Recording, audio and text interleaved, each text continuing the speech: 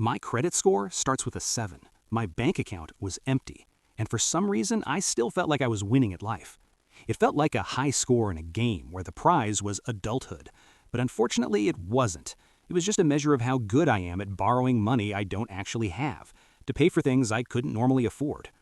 Honestly, there was a time when I spent more energy checking that score than actually looking at my bank balance. It's embarrassing, sure, but I know I'm not the only one. Because we've been trained to believe that as long as the number stays green, we're financially responsible. But truth is, that number is just a report card for the banks, one that tells them exactly how much debt they can safely sell you. They've turned our financial survival into a game where the only way to keep your high score is to keep playing. So today, we're breaking down every trap they've set to keep us in the game. Welcome bonus. This is the gateway drug of the credit card world. They dangle 60,000 points or $500 cash back in front of you, and suddenly your brain stops seeing it as debt. Instead, you start treating it like a sign-on bonus, and all you have to do to earn it is spend $3,000 in 3 months.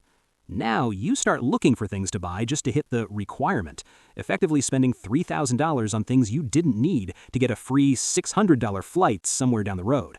Before you know it, you're prepaying bills or hoarding gift cards just to make sure you don't miss the deadline. You feel like you're winning a prize, but you've just trained yourself to spend at a level you probably can't sustain. Invisible money. When you walk into a store with a $20 bill, you know exactly what that piece of paper is worth, and the second you hand it over, you feel it leave your hand. It's gone. But with a credit card, the transaction is invisible. You find yourself wandering the aisles, grabbing whatever looks good without even adding up the total, because you know the card will just handle it. It's only when the push notification hits your phone 3 seconds later that you realize you just spent $100 on candles and snacks. I've definitely stood in a checkout line, tapped my phone like some kind of magic wand, and walked away with absolutely no clue how much I actually spent. Since there's no physical weight to the transaction, the pain of paying is completely removed. Minimum payment. This is the most polite trap in the entire financial world. Your statement arrives showing you owe $1,200, but right next to it in a friendly little box it says, minimum payment due $35. It makes you feel like you've been given a pass.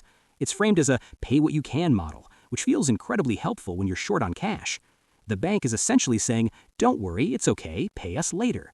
Meanwhile, they're sharpening their 22% interest rate knives in the background. You tell yourself it's just for this month because things are tight, but the bank is more than happy to let you stay in that tight spot forever. You'll even feel like you're making progress because the app gives you a green check mark for paying the minimum, but in reality, you're just paying for the privilege of staying in debt forever. Pending charges. Have you noticed that your current balance and your available credit are almost never the same? Credit card apps love to hide your true debt behind pending labels, which creates a fog of war in your budget.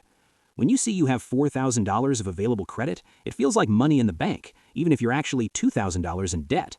That's because these apps emphasize what you can spend rather than what you must pay back. It's a deliberate trick that makes the consequences of your spending feel like a problem for future you. I learned this the hard way. I once spent an entire weekend thinking I was under budget, only to have 3 days of pending coffee runs hit all at once on Monday morning like a financial hangover. Credit limit. The day you get an email saying, "Congratulations, we've increased your limit," is the day the bank has decided you aren't profitable enough yet.